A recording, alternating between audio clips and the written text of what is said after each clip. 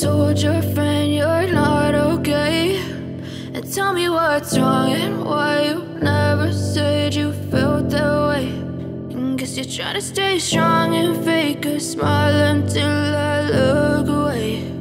But I've known you too long, it hurts to watch your blue eyes fade to gray as you fade away, as you fade away. So today we're going to dive into my custody case with Walter. Those of you that have been following my story on TikTok know that there's a lot of context behind this particular part of my story. As a quick recap, those of you that may not have been following from the beginning, I was deported in 2018 from the US of A. The US of A. I was deported from the States in 2018. I had resided in Utah the majority of my life, and a year prior to my deportation, I filed for custody of my two youngest children. Those two youngest children included a nursing infant at the time of my deportation and a 2-year-old. And the reason why I'm going into depth, because there is a lot of information that I haven't been able to share on TikTok that I think can be valuable to parents who have maybe been deported, that may be facing similar situations, such as being deported or being separated or being alienated from their children. But most importantly, this case provides awareness that you can still invoke your parental rights after your deportation from the States. And I think that's something that I came across after my deportation that a lot of people didn't know, particularly friends that I met here that had been deported. I met people deported from Utah as well that had children that they had not seen for years because the other parents wouldn't allow it, or, you know, one thing or another. So when I would share that I was fighting for custody of my kids from here, a lot of people were kind of surprised, and they're like, well, you can do that? And you know, I was like, yes, you can. Although we're deported, although we've committed crimes, that does not revoke our parental rights, and you have a natural born right to have access to your children regardless of where you live, regardless of why you live where you live. This case is something that we still don't see eye to eye on, something that we probably will never agree on in certain areas of this case, why certain things happened, why one parent did one thing and why another parent did another thing. It's still a very touchy subject for me, particularly because the part of my deportation that was the most traumatic was the separation from my nursing infant, and that in part was because of their father intervening. All right, so I filed for custody of the babies on February 17th, 2017, almost exactly a year prior to my deportation. At the time that I filed for custody, I had been charged like 2 weeks prior to that with the 12 felonies that I discussed in another video. The 12 felonies, this was the case that led to my deportation eventually. There is further detail to that case and the crimes that were committed and the circumstances in a separate video titled The Story Behind the Mugshot. So at the time, I had just been charged with those felonies, and Walter was currently incarcerated at the time that I filed these custody proceedings. He was being held by ICE due to his immigration status. He had his DUI, he had some domestics, he was dealing with a lot of shit, and I was dealing with a lot of shit. So we both had criminal convictions on our plate. We were facing multiple charges of separate things. So we were both not in the best place. Now, the reason why I filed for custody was because I knew that being charged with those 12 felonies, A, meant I was facing prison time, and B, meant that I could eventually face deportation. I had become aware that these two things were very possible in my near future. So I originally filed for custody so that I could prepare Axel's paperwork in case I needed to be removed to Mexico. Now, at the time, I was pregnant. I was about 7 or 8 months pregnant. Maybe like February, March, April, May, June. So I was 6 months pregnant, 6 or 7 months pregnant, don't quote me, with the baby, and Axel was our only living child, right? So when I filed for custody, it was initially just custody of Axel. And the reason behind my filing around that timing, you know, it might kind of not make sense. Well, that's fucked up, he was in jail, whatever, or, you know, why would you file? I needed to have legal custody of him to be able to prepare his passport, among other things. And I was in the preparation phase of, in case I go to prison, in case I'm deported, I need to have a plan for my children, and that includes securing custody. Because if nobody had custody and I went to jail and Walter was in jail, the babies were just kind of left up in the air. So part of my reasoning behind filing for custody was because I was making a plan for the kids. I was thinking ahead, and I was also in the middle of, this was after I bailed out. If you guys recall, I made a separate video about this, but when I was in jail, Walter's family had attempted to pick up Axel from daycare without my permission. So when I got out of jail, I was really nervous, and I felt like I need an order that says these babies are in my custody, at least until we see what happens with this or that, or what happens with Walter, right? So there were several reasons behind why I filed for custody. So Walter was served in jail. He probably wasn't happy about it. He had no idea why I had filed. We weren't on speaking terms. When I filed for custody, I filed pro se, meaning that I did not have a lawyer. I prepared all my paperwork on my own through the website. I was very self-aware of, you know, how to do this, how to do that, and I had gotten good at that point at preparing legal paperwork in my own custody case and criminal, etc. So anyway, I filed. He's served, and I had just filed for the regular, like, joint. No, I had filed for sole legal, sole physical, giving him visitation rights and child support. He obviously was not happy about it. He hired an attorney that filed, you know, an answer. Once he hired an attorney that filed his appearance in our case, I right away hired my attorney as well, because I knew that I did not want to go head to head on my own with an attorney. Although, you know, as smart as I might think I am, this was a really important case to me. So I hired my attorney. My attorney's name is Corey Wall. He practices out of Cottonwood Heights in Utah. And this just kind of began all of the filings, the motions of this, then that, a motion for temporary orders. So when we initially filed this case, again, Axel was the only living child and I was pregnant, right? Walter expressed a concern that the child was not his. And again, I'm just going to stick to facts so that I don't make this video too emotional, and I don't, I could spend hours on here, like, expressing my feelings against some of the things that were filed, right? Anyway, so he files to the court that I want custody of Axel as well, and the unborn child is not mine. And that obviously was a big hit to me, because I knew that he knew there was no doubt that this child was his, that I was pregnant with, but we were at really bad terms. There was a lot of animosity between us. He was dating Sabrina. She was also telling him things, that she had heard this, that she had heard that. Look at that. But let me just state on the record, I never had any doubt of who was my child's father. I may have been a lot of things in my life, but I was not somebody that was sleeping around and unsure of who my child's father was, which is why I was so offended when the filings came in that he was denying his paternity. We separated when I was about 3 months pregnant with the baby, and it was a very ugly split. There was cops involved, there was ICE involved, there was custody involved, or I'm sorry, there was protective orders involved. So it was very, very, very ugly. We've both made videos on, you know, what happened there. You guys can go watch, you know, you can go catch up so you can understand why there was so much turmoil. So we, you know, we get into this custody case, and through the course of that summer, which is when I was going to court for my criminal convictions, he finally gets released from jail around March, which is like about 3 months before the baby was born. And so we have a couple court hearings on temporary orders.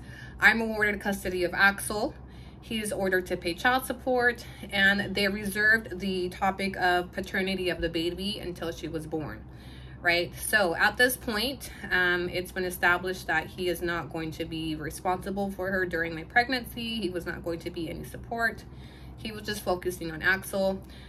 He was given visits, he was exercising parent time, he was not paying child support, and that became an issue right away because I was going through a really hard time with being pregnant through all these court, you know, all these court cases. I was really stressed. I had missed a lot of work. because of, you know, preterm labor, threatened miscarriages.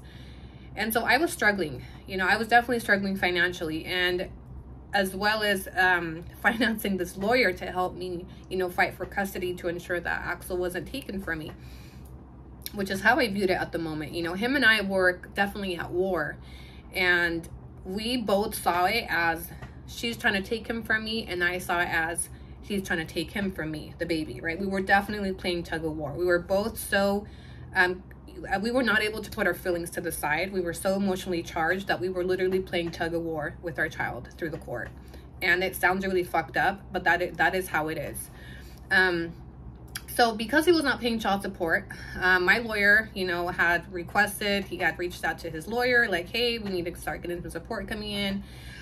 Child support was not coming in, so we started filing for contempt, a motion for contempt, to hold him in contempt for not paying, etc. Long story short, we went to a few more hearings, and it didn't get me anywhere. I spent more money trying to enforce the custody, the child support orders than I ever got back. Because he was paid under the table, I was not able to garnish his wages. I didn't know where he was banking, so I wasn't getting any money unless he felt like giving it. And there was times where I think he helped me with a stroller, sporadically. Sometimes he would, but nothing consistent. And I was definitely struggling, particularly as I was getting ready to give birth, and I knew that I would be taking time off work to have, you know, the baby. I wasn't going to be paid for my maternity leave, so I was just really struggling financially. And so we go to court at this point. So I'm scrolling right now through our custody history. So through the summer of 2017, you know, we had established temporary orders, which meant that Axel would be living with me. He was given parent time, and we had reserved the topic of paternity of the baby until she was born, right? So baby girl was born on June 26, 2017. And at this point, he is still denying paternity of her. However, well, he's denying paternity to the court, but he did come to meet her at the hospital. He held her.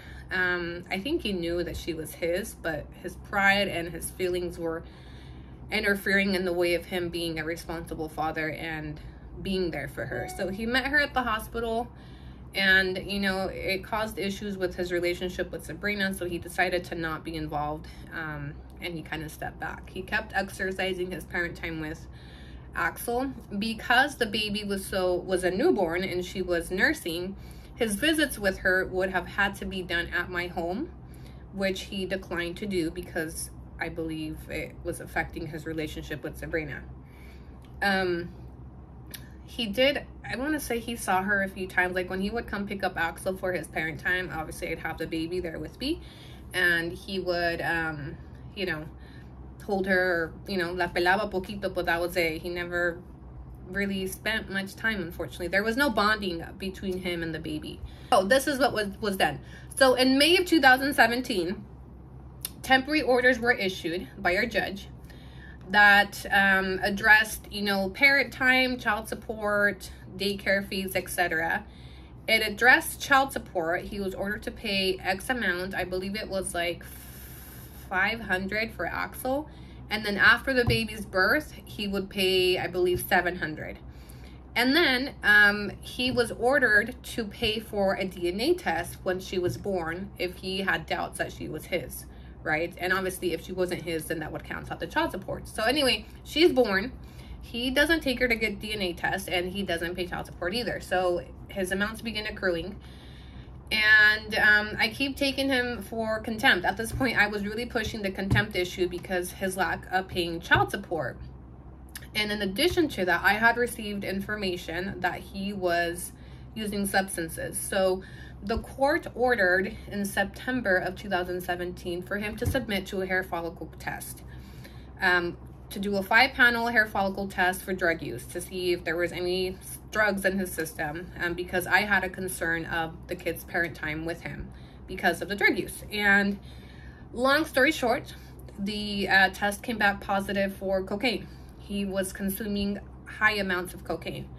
Due to this, mid-September, I believe it was September 15th, ironically it was Walter's birthday when the results came in, my judge issues a order that his visits, any of his parent time, must be done at a supervision center at his cost, meaning he cannot take the kids with him anymore. He couldn't take Axel with him anymore. He had never taken the baby. So it meant he had to exercise his parent time at a supervision center and bear the cost. He chose not to do that. I don't know if it was due to affordability or pride, but he chose not to exercise his parent time at all. And I definitely saw that. Like, I did not budge. There was a couple times that he hit me up to like see them, but I was like, sure, you can see them. Let me know where to take them, which center you're going to be seeing them at. And then he would just pull back and not see them. So because of that order from the judge that said, you can't see these children unless you are paying a supervision center to facilitate these visits with you, he chose not to exercise any parent time, and obviously I do believe some of it could have been because cost. I'm sure it was expensive, but I know personally as a parent, there is nothing that would have kept me away from visiting my kids. I don't care if I had to pay $200 every time just to see him. I would have made a way. So I developed definitely some resentment towards him because he just wasn't seeing them. So we went from September until February when I was picked up by ICE that he had no contact with the children. He didn't pay child support. He hadn't paid child support since the baby was born. I mean, he was just really MIA, right?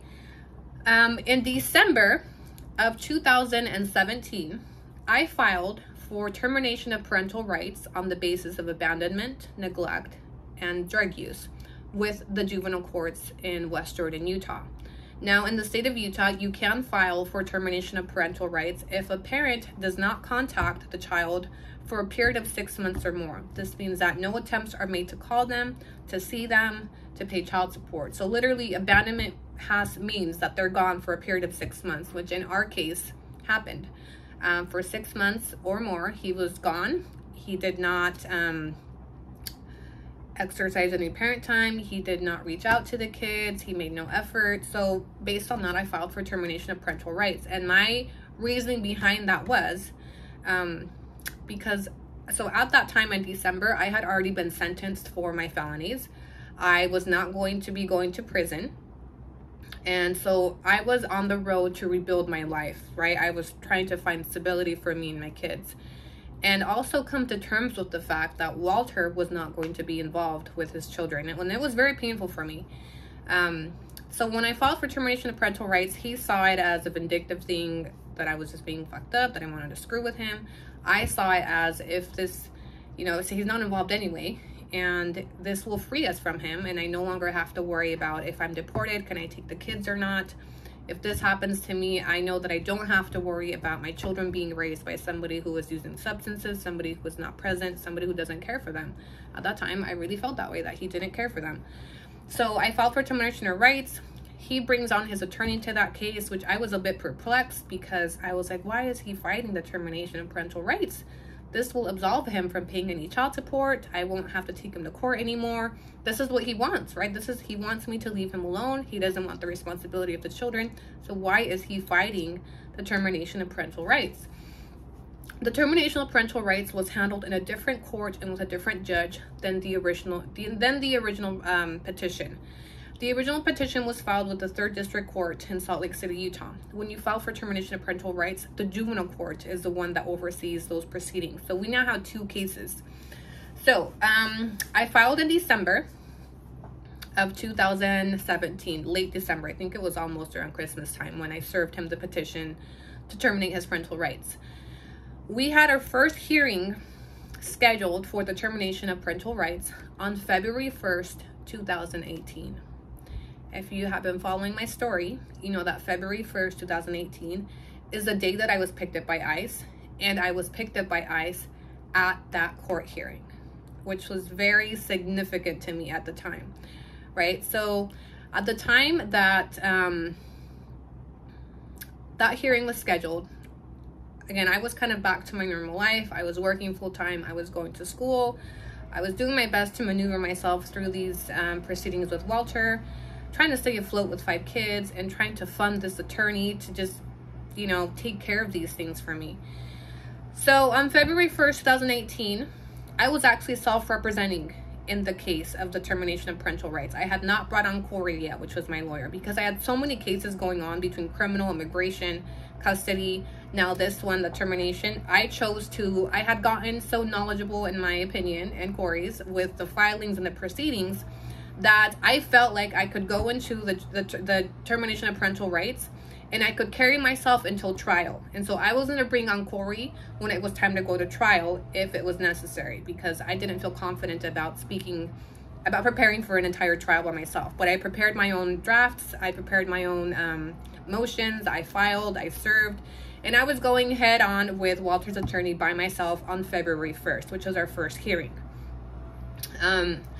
So when we walked into court, and long story short, if you guys know the story, I walked into court. I had gone with my two girlfriends, you know, nothing out of the norm. At this point, I had gone through so many proceedings, from court, from custody to criminal to, you know, that it was just so redundant at that point.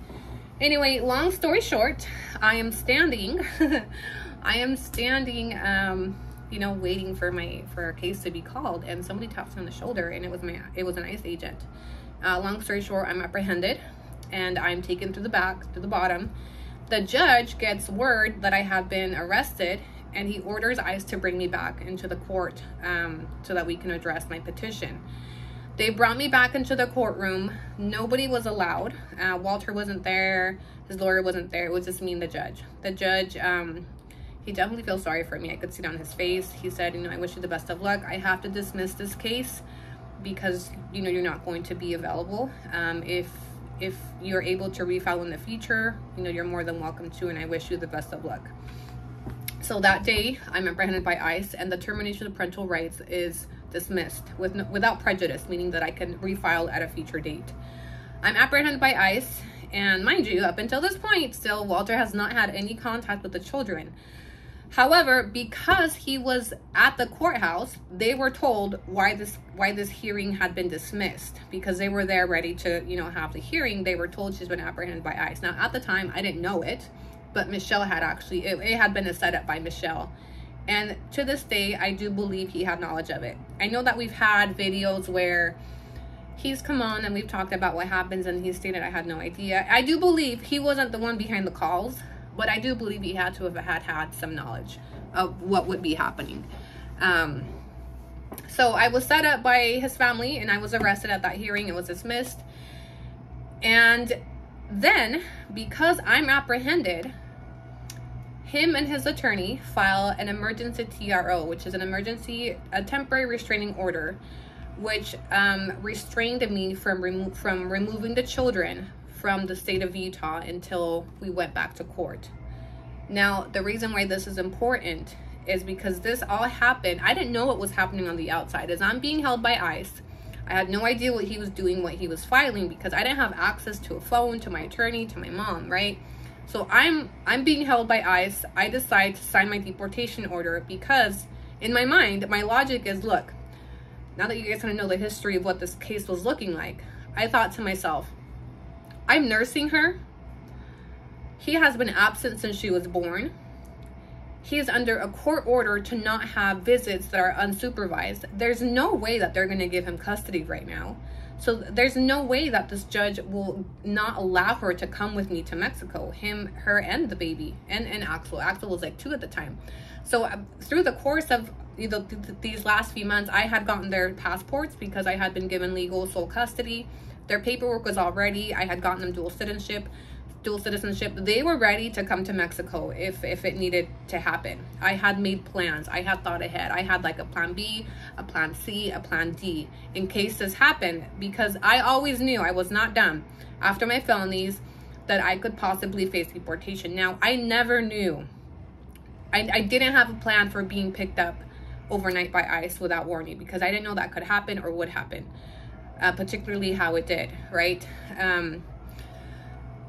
I'll show you guys the emails that were sent to ICE by Michelle that same morning. Our hearing on February 1st, 2018 was, I believe, at 2 o'clock.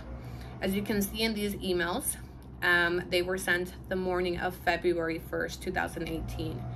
And based off of the emails, and these aren't all the emails, these are just some of the emails that were provided to me by Sabrina a couple years after my deportation. And as you can see, whatever it is that she told them, they made the decision to pick me up that morning based on the information received by Michelle. And obviously she was able to give them the information that she's going to be at this courthouse.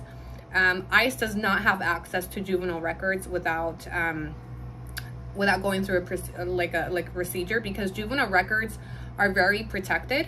So my case, the case for the kids of the termination of parental rights, is not viewable to the public or to people that are not a party of the case. So for them to have known where to pick me up and when and where and at what courthouse at what time, it's because they received information either from Walter or Michelle that I would be at that courthouse for that particular hearing. It's not something they would have been able to quickly look up.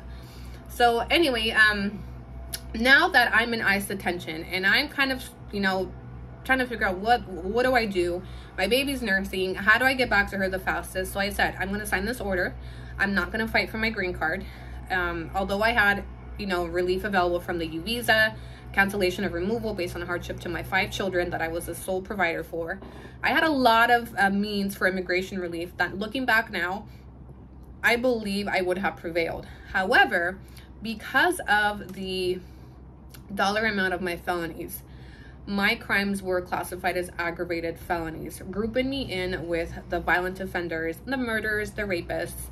So I was not eligible for bond. Under immigration law, I was subject to mandatory detention through the course of my proceedings. This meant that if I decided to file for a U visa, cancellation of removal, I would have to wait in jail.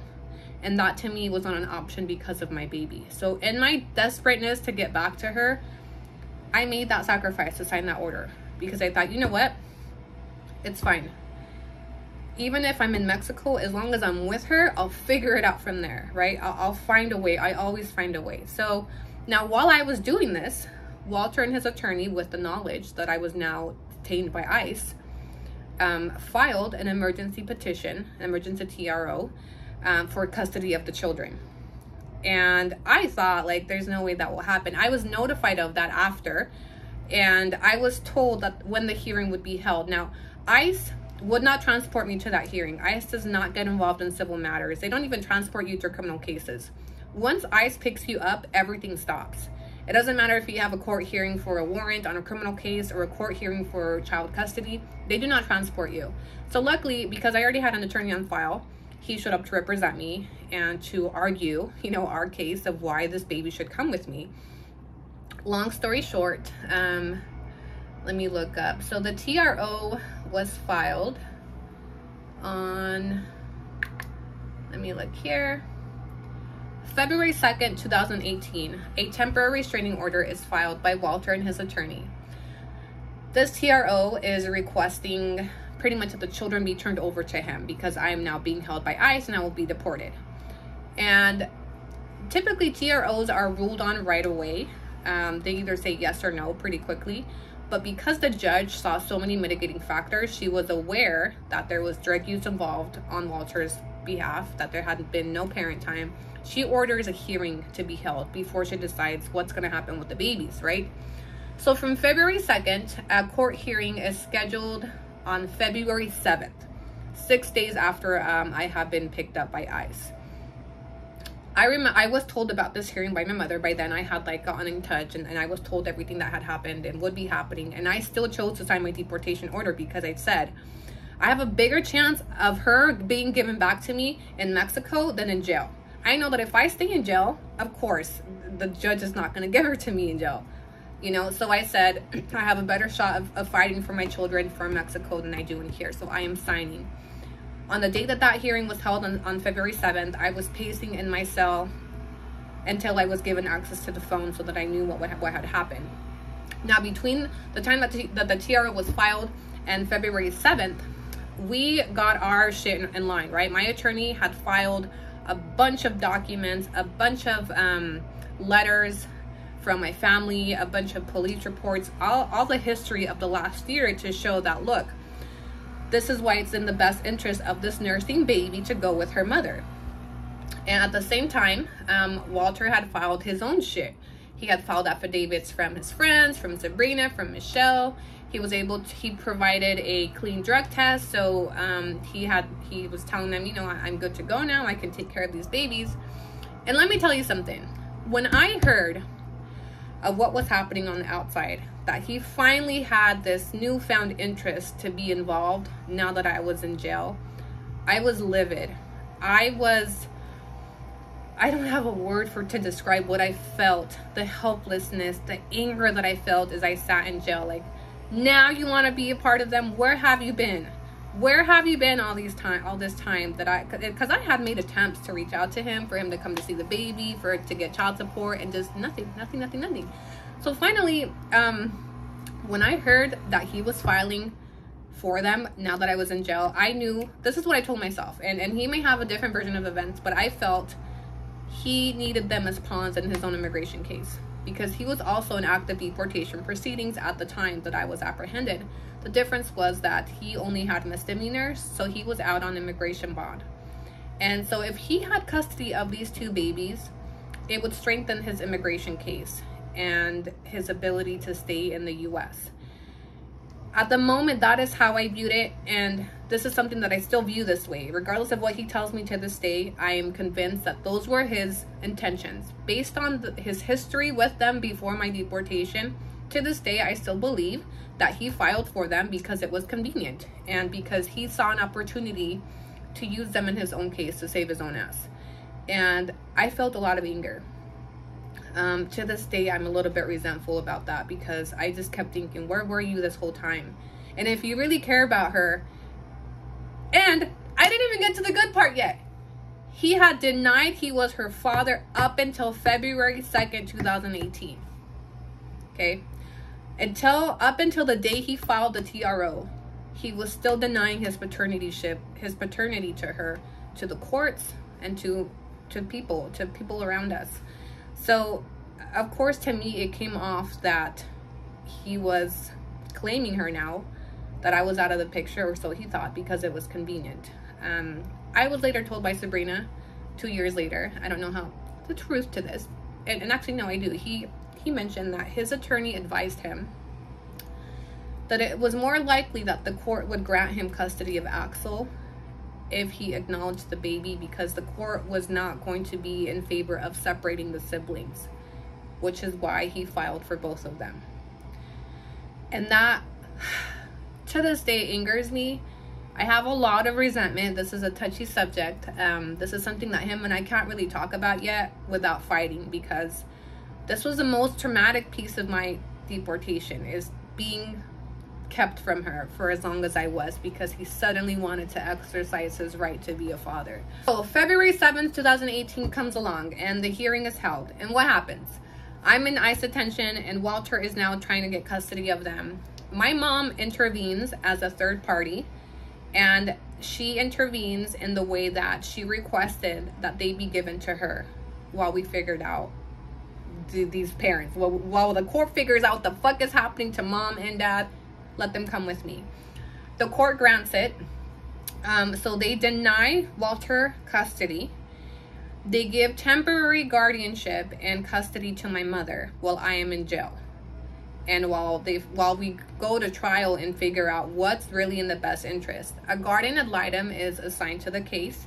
A guardian ad litem is an attorney that represents the children. So in custody cases, when you have attorneys, my attorney is representing typically my best interest, and Walter's attorney is representing his best interest. Now, although court is supposed to be about the best interest of the children, unless you have a guardian ad litem, there's really nobody that is representing the children independently, right? So when they introduced the guardian ad litem, it was for somebody to come in with an unbiased opinion, without feelings, and represent the children independently, right? So this opens up a very long process.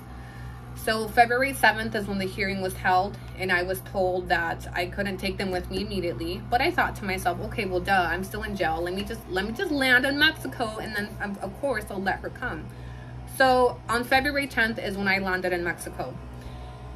And on February 13th, we contacted the courts to request a phone conference for visits for the baby to be sent to me, and I was denied that. The judge denied it and said, I am not going to remove the children from the state of Utah until I can thoroughly evaluate this case, until either the parents come to an agreement or we go to trial. Okay, so after the phone call, so the phone conference on February 13th addressed several topics. My attorney expressed, hey, we still have concerns that, you know, there's drug use. Dad has been absent all this time and suddenly has an interest in being present. That's great, but keep in mind that these children have only known, you know, petitioner as their custodial parent. This baby is nursing. We need to get the nursing baby back to mom. And I thought at the moment, you know, at the time I had been here for 3 days, and obviously it was probably premature for them to come to me, but I thought, you know, as long as I get settled pretty quickly, the court's going to let her come. They're going to let the babies come. I've been their only parent. Dad has all these issues. He hasn't been present. He hasn't been paying child support. There's just no way. There's no way they're not going to allow me to have the babies. Unfortunately, I quickly began to see the pattern of just being denied by the judge. And I began to get really frustrated because I thought to myself, the only reason I'm being denied access to them is because I'm in Mexico. My criminal convictions were not a reason. You know, she didn't remove them from me due to my criminal convictions throughout the course of all those court cases. She didn't remove them for this. She didn't remove them for that. She knows I'm a good mom. There's an entire year of history of this case, of me providing for these children independently, of me being present, of me doing my fucking best. There's no way she cannot give them to me, you know? Unfortunately, that is exactly what happened. So February 16th, another phone conference is held at my request. At this point, I am applying a lot of pressure for these children to be sent to me. And, you know, obviously he was fighting them to not come for a lot of reasons, because he wanted custody. He wanted them to stay in the U.S. with him. Filings are introduced, or this new narrative is now introduced into our case that Mexico is not safe. So Walter and his attorney and his family file tons of exhibits on March 8th, 2018 about, you know, U.S. traveler killed in Puerto Vallarta, Mexico's wage is at $4.70 per day. You know, all these things about how Mexico's not safe, and I will be unable to financially support the children. So it's in the best interest of the children to remain in the U.S. and be given custody, be given to their dad. You know, and so I believe this narrative is so easy for the judge to believe, because when we're living in the States, we live in that bubble that Mexico is unsafe. It's the land of the unknown, land of the cartel, land of this, land of that. So they really use that to their advantage in these proceedings. Some of the filings, like I said, they were filing news articles of, you know, incidents that had happened in Puerto Vallarta. For example, one of them, U.S. traveler killed in Puerto Vallarta. They introduced this idea that it's not safe. We don't feel that it's safe for these kids to go with their mom. And the judge bought into that. The judge definitely began to show preference to the parent in the U.S., despite the fact that the parent in the U.S. had been the absent parent, the parent with substance abuse issues, the parent that had not paid any child support, and the parent that was actually also in deportation proceedings himself. And I had the logic that, like, look, I've been deported now. There is no question about whether I'm going to come or go. I'm obviously going to be here. I'm going to be rooted. I got settled pretty quickly, in my opinion. And so in my mind, it was always there's no, like, why is this so difficult? Why aren't they giving them to me? You know, like, they belong with me. Like, they should have never been removed from me to begin with. So that narrative introduced a very long set of hearings for me to even invoke visits, right? So we started seeing into March. So at this point, I had been in Mexico for about a month and a half, and I was getting a little bit desesperada. You know, I was like, they should have been here already. I was, by mid-March, I had an apartment and I had a full-time job.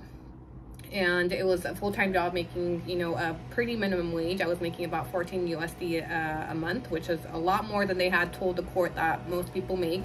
Right, they had told them that minimum wage is about $4 an hour. She won't be able to support the kids. So I came and I rebutted everything they said. I got an apartment, I got a job, I got proof of income. I really built my foundation quickly to try to show the court that I am more than able to have these kids with me. The judge, unfortunately, wasn't convinced. The safety issue began to kind of loom around like a cloud. They were really pressing the fact that it's not safe. It's not safe. It's not safe to send them out. And in addition to that, they expressed concerns, well, if we send them out, there is no guarantee that she will return them. She is going to abscond with them, is what they began to tell the court, to really embed fear in the judge that if they were given to me, I would just take off and I would not comply, which to me was really frustrating because I did not have a history of not complying with her orders. I did not have a history of alienating the kids. I did not have any type of history that would feed into this narrative that I would just run away with my children. You know, I try to, in my filings and my affidavits, explain that, look, I knew this could happen all along. I went through all the right procedures. I filed for custody. I mean, I went to my criminal sentencing. I took care of my probation. If I was just going to flee with them, I would have done it a long time ago. I would have avoided all these court hearings and all these attorney fees, and I would have just ran away with my kids if that was the plan. I really felt the need to express that I have always abided by these court orders. It's not going to change because I'm out here. And then a part of my defense was that Mexico and the U.S. are partners of the Hague Convention. The Hague Convention is an association that allows U.S. foreign orders to be enforced in another country, meaning that if I was to abscond with these children, there is a legal process where Walter could go through that the U.S. could then, connect with the Mexican authorities, find the children, take them back to the U.S. and hold me legally accountable for not abiding by these court orders if I was ordered to send them back and I didn't for any reason, right? So there was a lot of like a structure to avoid something crazy happening, but and so that's where a lot of my frustration came from, that it was taking so long, right? So at this point, we realized we're going to take it to trial. He's not budging on the fact that he wants custody, and I'm not budging on the fact that I want custody. I was very adamant that my children belong with me. I don't care if I live in Timbuktu or under a fucking bridge. My children should have never been removed from me. I've always been a good mother. I've always provided, despite all these circumstances, despite him not helping. I am their stability. They need to be with me. This baby is a baby. She was 8-7 months. Like, she was tiny still. I'm like, she needs bonding time with me. She was nursing. Like, we're both going through traumatic events being separated. And I don't know, just talking about it takes me back there. So because it's taking so long for custody to be adjourned, I changed my my tactic, right? And I then request, okay, I understand I can't be given permanent custody yet, but I need to see my children. So we request in April 23rd, 2018, a hearing is held on my request for summer parent time. I requested, I believe, 4 weeks of parent time with the babies, and then they could be returned until we figured out custody and went to trial, right? At this point, they're still residing primarily with my family. And I thought that was a very reasonable request, parent time. I just want to see my kids. I just want to visit with them. I'm not saying this is permanent. I understand we still have to go to trial. I understand this and that you guys are concerned about safety, but I just want to see them. We even offered as part of my parent time that they would be accompanied by my mother, who was a third party in the case. And if for any reason they didn't return, she could also be held legally accountable, right? I literally was trying everything, jumping through every hoop just to be allowed to see them. That was denied. My request for parent time was denied. And I began to lose hope. I began to lose my shit. I began to feel helpless on the side of the border. I began to feel like my only option is to go back and kidnap my own children. I began to feel like I was losing. I began to feel that they were going to prefer him regardless because he was in the U.S. and they could control the orders in the U.S. and they were not confident about controlling orders in Mexico. The only thing that was keeping me from seeing them was the fact that I was in Mexico. That's it. And that was really frustrating for me because I kept thinking, why does it matter if I live here or there? Or if I lived in Arizona or Utah or fucking Russia? Like, I'm still their mother. I felt very entitled to see them. But I was definitely beginning to break. I was beginning to lose hope. Little by little, the system was breaking me. And it began in the form that I stopped asking for custody. At this point, I was just asking for visits. And when those visits were denied, it broke me. It broke me to a point where I thought, I may not ever see them again. that became a very real possibility that I may not ever see them again, because he's going to continue fighting to keep them.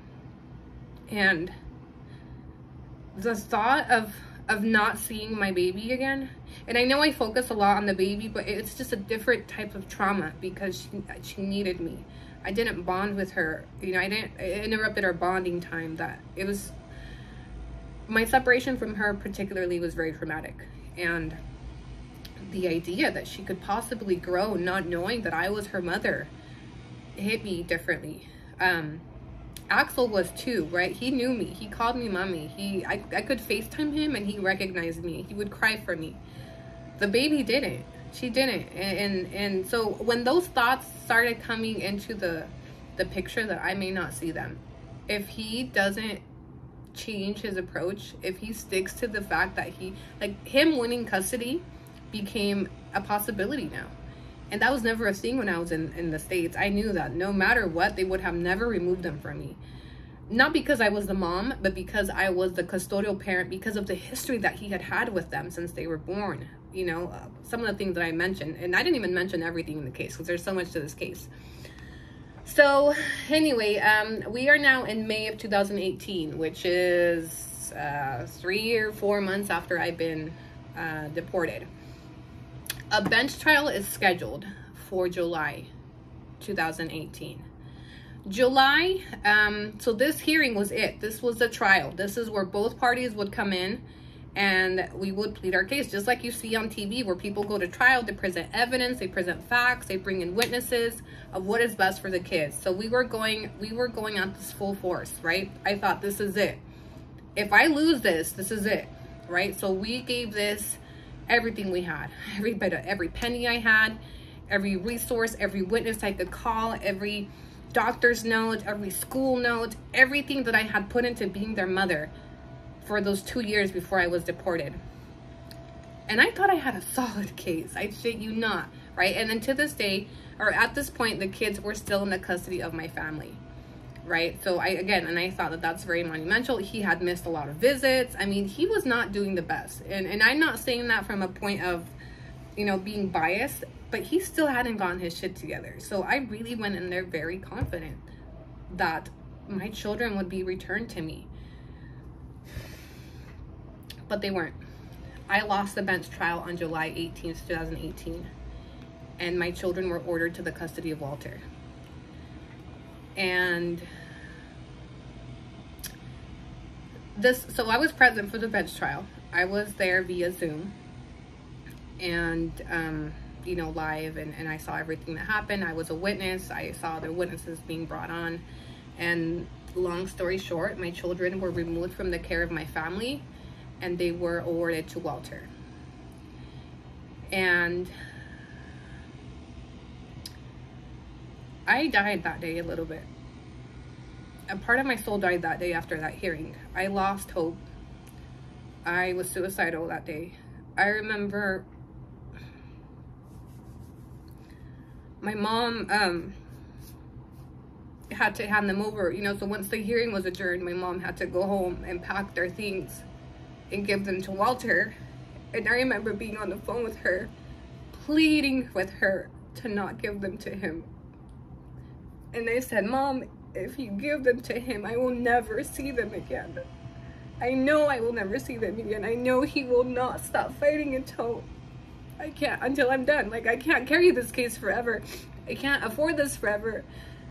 I just was begging her, like, please don't give them to him. Please, like, just take off. Just bring them to me. In a moment of desperation, right? So I was no longer thinking about the legal ramifications she could face. I was coming from a place of desperateness that I was asking family members who was willing to take off with them and bring them to me to the border, because if Walter gets them, I will never see them again. My mom and I, we were both crying.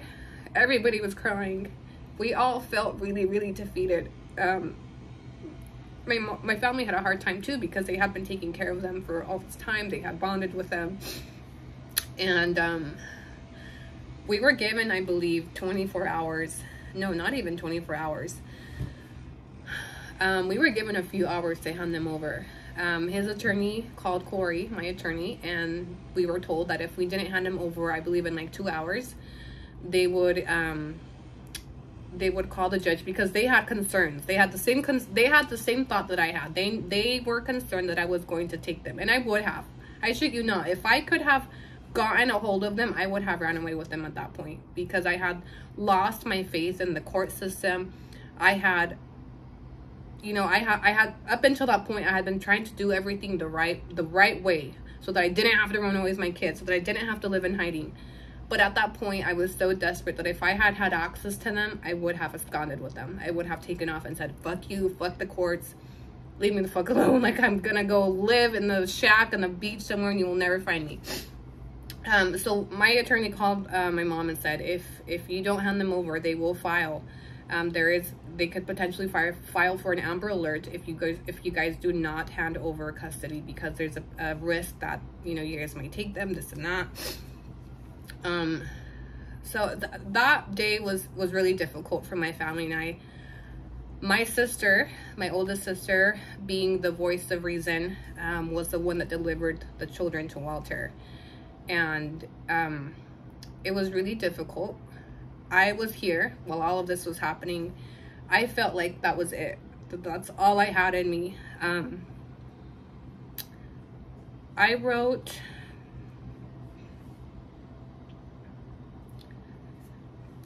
goodbye letters to my children that day.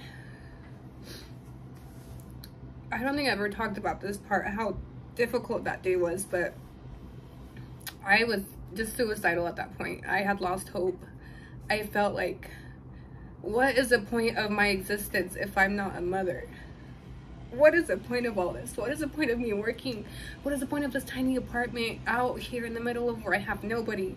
What is my purpose if I don't have my motherhood? You know, and so I thought, there is none. There is none.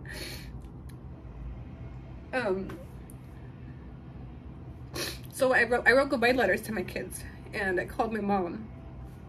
I just cried and I cried and I cried, and she must have sensed something was off, because she said, you know, I don't want you to be alone right now. Your sister's gonna fly out. My sister landed the very next morning, and I don't think I've ever said it to her, but she definitely saved my life by being here, by flying out that day. Because if I would have stayed alone, I don't think that I had the mental or the emotional strength to stay alive. Because I felt so lonely. I felt like I had nothing. I had no one out here. I was never gonna see my kids again. She came and she forced me out of bed, and we went and we did touristy shit, and we kind of tried to get my mind off of it. And we went up to El Mirador one night, the little hike up to the view out here. And I remember she told me, like, you have to keep going. You have to keep fighting. And I thought to myself, like, I can't. Like, there's nothing left. What else can I present to the court? I have nothing. He has beat me. He has broken me. At this point, I felt broken by the system. I felt broken. I no longer felt the entitlement to their mother. You know, at the beginning of this case, and especially freshly after my deportation, I felt the right to see them. I felt the entitlement, like, these are my children. I have the right to see them. I have the right to love them. They need to be with me. Through the course of those months, up until July, of constantly being told no and jumping through every hoop they asked for. They would ask me, we need you to do this, we need you to do that, we need to see your documents, we need you to go here, we need you to go talk to the courts, we need you to tell us how they handle things there if this happens. I jumped through every hoop, and that slowly, without realizing it, they were breaking me. They were breaking my spirit as a mother. And so by the time they had been given to Walter, I no longer felt that strength to keep fighting for them. I felt like I needed permission from everybody else to be their mom. The courts had to give me permission. Walter had to give me permission. My mom had to give me permission. I needed everyone's permission to be their mother. It was it's a difficult feeling to explain what I felt when Walter got custody, because I was so angry with him. I felt it was so unfair. I just kept thinking, you didn't want her. You didn't want her. You disowned her. You turned your back on her. You told the world she wasn't yours. And now she serves a purpose for you. And you took her from me. You took her from me when she needed me. You know, I felt a lot of anger because I felt like if you loved her an inch of what I love her, you would have never separated her from me the way that you did. You would have never put her through those nights of crying for me while I was in jail. You would never have done that to her. You know, this is all coming from a very deep place of resentment, right?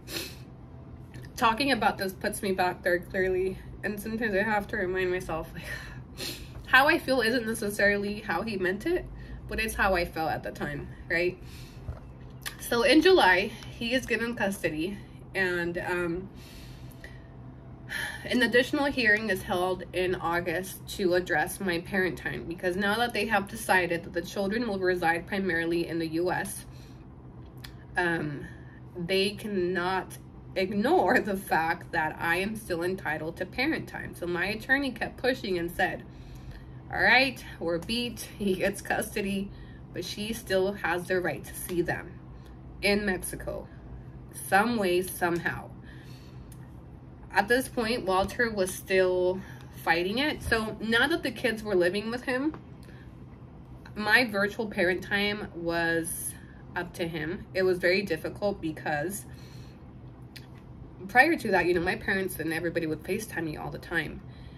And he had me blocked up until the entire time that we had been going through custody after my deportation. I was blocked, so I couldn't even call him. I remember I had to call my attorney, and his attorney had to call his attorney to request him to unblock me just so I could call my kids. It was a very humiliating time for me because I now needed his permission, his approval. I needed to work on his time to have access to my babies. The babies that I had looked out for since day one. The babies that he didn't want. The babies, you know, all that resentment came up. And so it was a very difficult transition.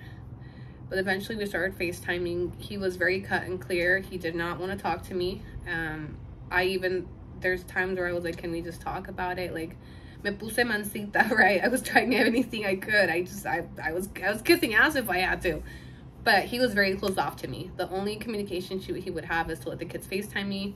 And so, you know, because there was at times where I was like, look, maybe we could talk about it. Maybe we could get on the same page. Something has to give. We both can't keep doing this forever. He knows they need me. He would call me sometimes when Axel was crying for me. And so I was like, he is seeing firsthand that they need me. You know, at first when they were living with my parents, he didn't see that aftermath of the separation, right? He didn't see how Axel was crying for me. He didn't experience Juju's crying herself to sleep that first week, trying to wean herself off from nursing. He didn't see any of that. When they were given to him, he did. He started seeing Axel cry for me and call for me all the time. And he would call me sometimes when Axel was fighting his sleep, crying for his mom. You know, and he would cry and I would cry, and I would think to myself, how does this not get to him? How doesn't he not see that they fucking need to see me? They need to be with me. So we then take on the fight in court that they need to come see me, right? And so additional concerns are now brought up by Walter and his attorney. They're still fighting the kids coming to see me. They're saying that I'm going to take off with them, that it's not safe. But the court agrees finally for once that I have the right to parent time. The court was very nervous that I would not bring them back. I think everybody at that point was really nervous that if they came to see me, I would not return them. And I shit you not, they had a right to be nervous because of how difficult he had made it for me just to visit them. That is what planted the seed in my mind of keeping them. Because I thought to myself, if it hadn't been this hard, like, we could easily share them back and forth. But You know, look at how much money it took me. I don't have the money to keep doing this forever just to get a visit, a 2-week visit with my kids, you know? So yes, I was definitely considering keeping them. However, Walter's attorney was a smart attorney. December 2018 comes around. This is almost a year after my deportation. And I'm finally awarded 2 weeks of parent time. 2 weeks. That's all they fucking gave me was 2 weeks. But I took it because at that point I was so broken, and I had came to terms with the fact that I had lost my children and that Walter and his family would be raising them. As painful as it was, I had came to terms with it. The visit was set up in a way that my mom was legally responsible for them. So she had to chaperone the visit. She had to fly with them. She had to be present at all times. And if they did not return, they left the door open that they could file for contempt and kidnapping charges on my mother if I didn't return them. So they used her pretty much as bait. And they were very smart to do so because I love my mother more than anything, and she is the only reason why I returned my children, because I didn't want her facing jail time when she returned without them. And that's the only reason. Walter has always known that my mother is sacred to me, and there's just no way that I could put her, you know, on the line for the sake of my mess. She had already done so much for me. So when the visits were set up legally in that way that my mother was pretty much responsible for their return, I had no choice but to return them at the end of those 2 weeks. So you guys have seen my video on TikTok, the one that's circulating, of when we finally reunited. And Axel was about 2.5. Juji's was a little bit over 1. And we got our first visit in December of 2018. And it was a very emotional time. It was very difficult when they left. I still remember waving him off at the airport, Axel, with his little blue backpack, and not knowing when he was coming back or if he was coming back. But at that point, I had already trained my mind to turn off my motherhood. I had desensitized myself to everything that I was living with my children, and the inept feeling of the hopelessness, the loss of control of my own children. You know, it was, I wouldn't wish that on anybody. So they returned in December, and at that point we had came up with a parenting schedule, kind of joint custody. So that was my first visit, and that was kind of like a trial visit. That was a visit to kind of demonstrate that I would return them, that I would comply, whatever. And from then, parent time would be as follows. They would spend 2 months with him and 1 month with me on parent time, some shit like that. We both felt like the parent time schedule that we created was very detrimental for them at that age. They were just going to be ping-ponging back and forth from Mexico to the US, Mexico to the US. They were gonna have no roots because they were just gonna be ping-ponging. We saw how much it affected them to come and go just for those 2 weeks. Axel had a hard time adjusting. He had behavioral issues. So by then, Walter and I were kind of finally speaking, and we had decided that they would come out for the summers instead of doing the whole back and forth, you know. So he would keep them for the school year, and then I would have them for like a 3-month summer, an extended summer visit. And that was outside of what the court had ordered. But at this point, I think we both had kind of came to terms with shit, and we were working together, whatever the fuck. He had also broken up with Sabrina, which I think was a big factor in why he was now willing and able to talk to me, communicate, and co-parent ultimately. So March comes around.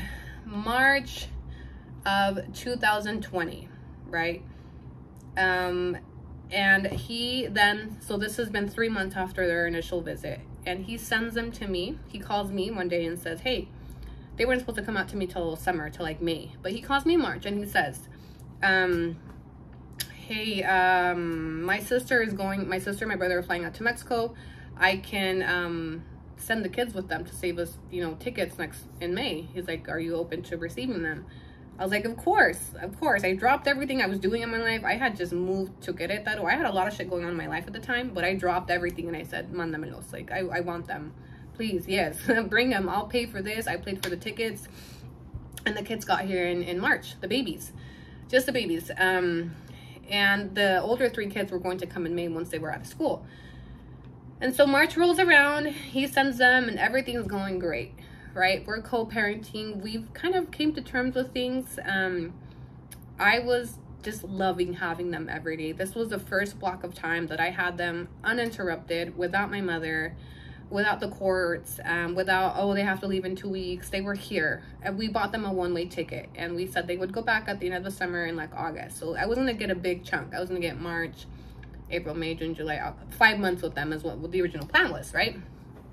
Well, we were doing so good co-parenting that by the way, I gotta just mention, I know I said I was gonna show a bunch of court filings in this, but I'm just like telling the story now, so fuck it. So in May of 2020, we were co-parenting so good that we started flirting, and we kind of re-sparked our unresolved feelings, and Walter started making plans. He made a decision that he was going to come to Mexico and be with us, and we were going to be together, and we were going to raise our kids. And yeah, I don't know, but let me first, I know a lot of you are probably like, what the fuck, after everything he put you through. At that point, him coming meant that my kids could stay forever, that I no longer had to ping pong them back and forth. So of course I embraced the idea. Of course I had unresolved feelings, and we started making plans together. I helped him file for paperwork so that he could have visits to Maya when he got here. I helped him file a notice of relocation and request for parent time in his custody proceedings with Sabrina, so that when he arrived, he didn't have to worry about, oh, can Maya come or not, right? It would already be ordered by the court. We were actively preparing for him to abandon his immigration case and come and just raise the kids together. In April of that year, he met his now ex-wife, Karina. He gets into a relationship at the same time that he's telling me he's gonna come down here and we're gonna be a family. And he then tells me that the kids need to return, that the kids have to return. Now pause. When when him and I were making plans for him to come back to Mexico, part of those plans included the paperwork and the legality of the kids staying here. So he filed an affidavit with the court that said, you know, I'm going to be relocating to Mexico. He also gave guardianship of the children to my mother. Guardianship means not custody, but guardianship so that she could handle any paperwork for them once we were both here, unable to return. Passport, school, doctors, etc. So he made legal notices that he was coming to Mexico and relocating, right? So then when he gets into a relationship and he decides, you know what, I don't want to go after all. I'm sorry I played with your feelings. I'm going to need you to send the kids back. At that point, I had kind of done some healing, right? I was no longer broken, as I mentioned earlier, where I had felt broken as a mother. I no longer felt that entitlement of, these are my kids, they need to be with me. That had returned naturally to me because I had them with me every day. And it was something beautiful that came back to me that felt like, you know, after everything we've been through, I have my babies here. Nobody can convince me otherwise, that I know what's best for them.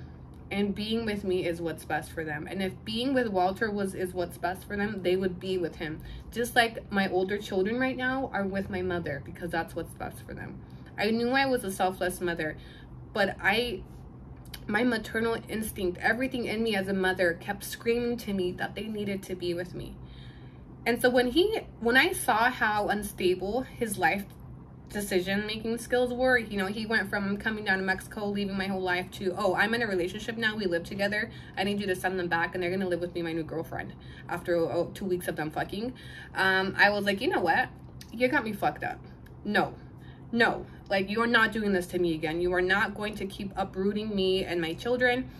We both agreed that it was best for them to stay. We had extensive conversations of that he agreed that they needed to be with me, that it was the best for them to be with me.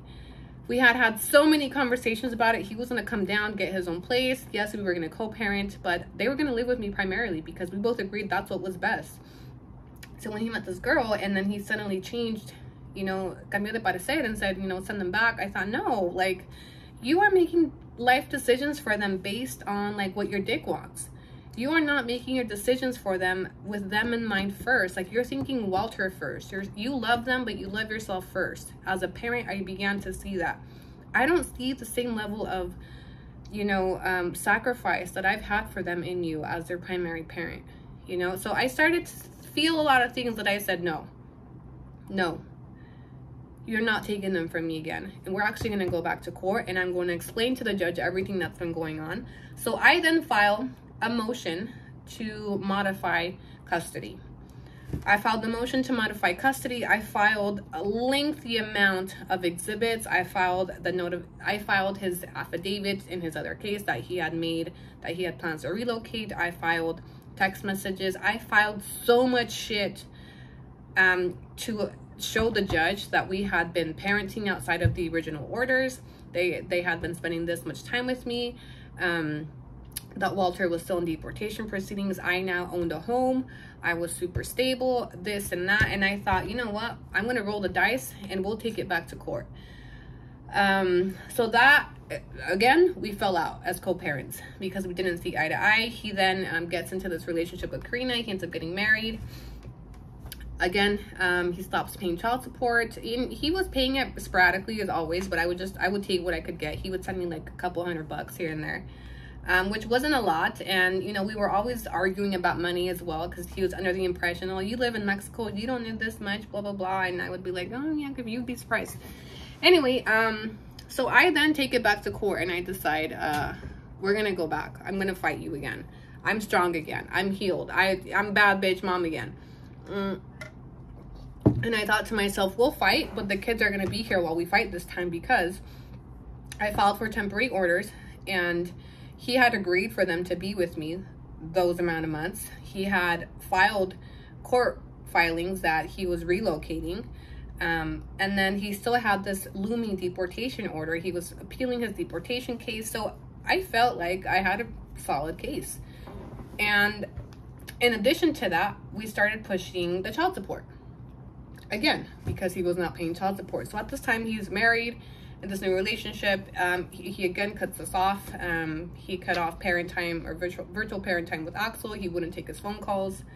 And so I start pushing for, you know, the seizing of his assets, his bank accounts. I made a couple TikToks on it. I'm sure you guys, if you're listening, if you're watching this far, you know what I'm talking about, where I seized his assets, everything he had to pay his past due child support. From there, we get, the day after I seized his assets, we get an email from his attorney that he would like to terminate his rights in exchange for me to seize any child support collection.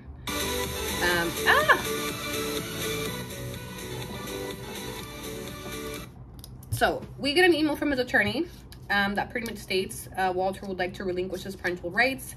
He's unable to live his life without the harassment of petitioner in exchange for Anna to stop trying to collect child support. Is a summary of what the email said. Now, I was really hurt, really hurt. I mean, my feelings were hurt anyway from what happened between us, you know, how we played with my feelings, but I was more hurt that he was actually going to walk away from the kids. And I was more mad because I thought, after all of everything we have gone through, I filed to terminate your rights December before I got deported. If you would have just gone through with it, none of us would be here. Like, if you were going to terminate your rights anyway, what was the point of all of this, you know? So I came back with a counter offer, and I said, I gave him two options. I said, okay, you can terminate your rights, because mind you, he could not terminate his rights unless I agreed. And he proved to the court that I was in the best interest. Because if I would have said, no, you can't, it would have been a fight, right? Like, he would have had a very slim chance of actually terminating them if I hadn't agreed. So my first offer was, sure, you can terminate them, and, you know, that wipes away your child support, whatever. Option B is I will wipe away all of your past due child support, which was in the thousands at that point. We will start fresh from here on out. You will pay X amount as ordered by the court, and we will figure out another parent time schedule. with the kids primarily residing here. Me being the custodial parent, and you will be the parent receiving parent time. Those are my two offers, which I thought were very reasonable. Either terminate your rights, because in my mind, he was doing this because of the child support, right? He was motivated by what was happening with the child support to just give up his rights. He was tired of it, and he just didn't want to deal with it. So I said, you know, I'll forego all those thousands of child support so we can start fresh. You won't have a judgment. I won't collect, but you'll just need to start from here and out and do better and let these kids be raised by their mother at this point. He declined, and he took the first offer, which was to terminate his parental rights. To terminate his parental rights, we agreed on a settlement for him to pay my attorney's fees. And he paid, I believe, it was $8,000 in my attorney's fees. And he terminated his rights. This was in September of 2020, I want to say. So once his rights are terminated, ironically, the judge that handled the termination of parental rights was the same judge that saw me on February 1st, 2018. It's the same judge that handled my original petition to terminate his parental rights. And it was kind of healing to me for that to happen.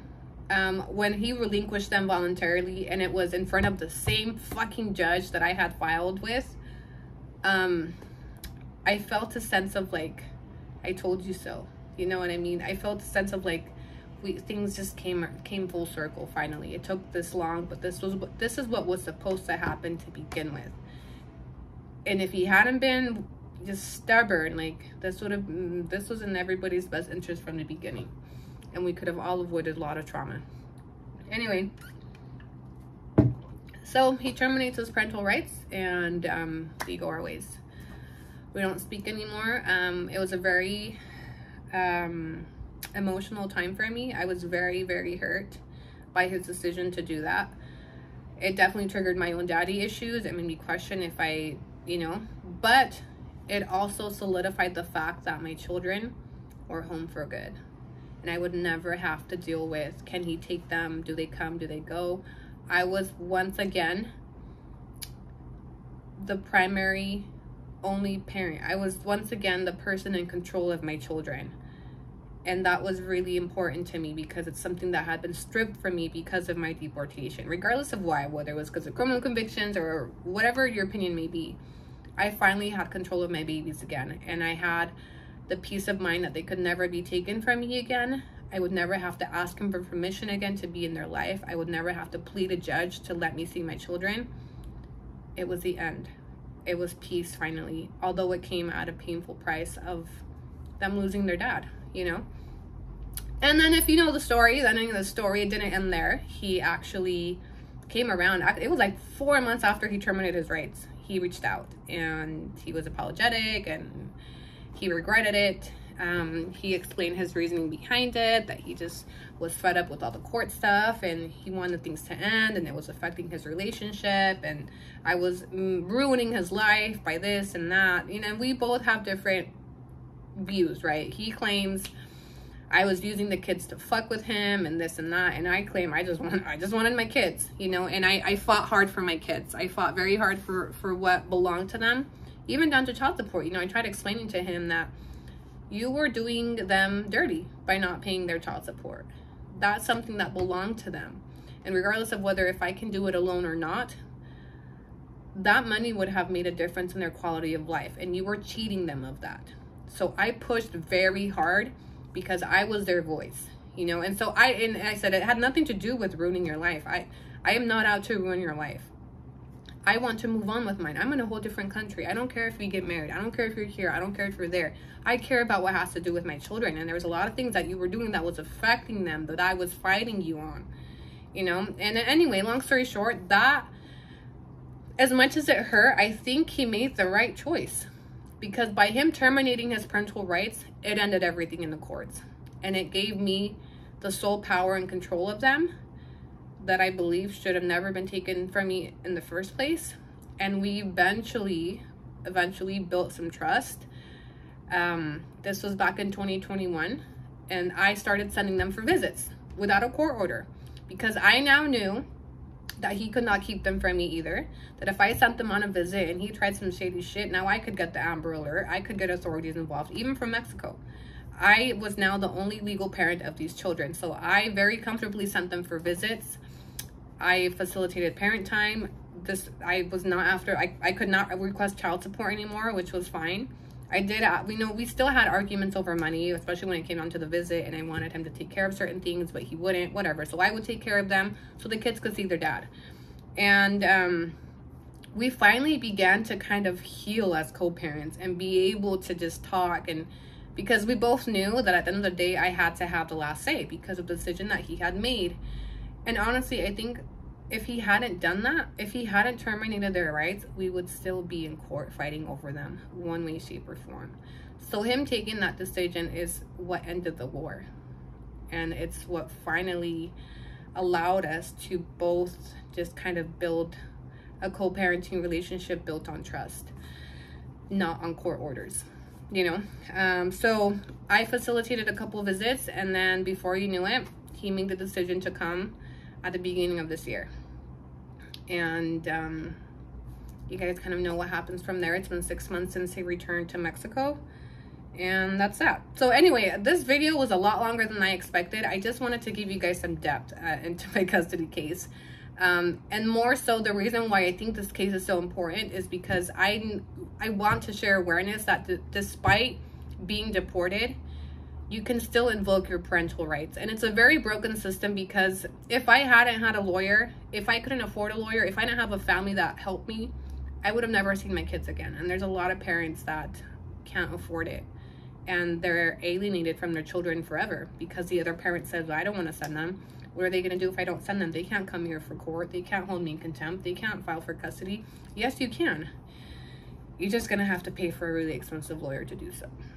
But the option is there. I do wish that, I hope one day that changes. I think part of the immigration reform that is needed for the benefit of the children, not even for us, is that I wish that there were arrangements made, that there were legal things set in place for the children to have access to both parents after deportation.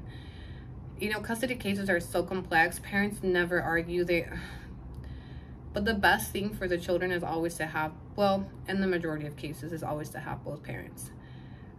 So there is a rundown on my custody case that took 2 years and about $60,000 to invoke these parental rights. It was worth every penny, but I feel like it shouldn't cost that much just to be able to invoke your rights to your children from across the border. I know you told your friend you're not okay, and tell me what's wrong and why you never said you felt that way. And guess you're trying to stay strong and fake a smile until I look away. But I've known you too long, it hurts to watch your blue eyes fade to gray as you fade away.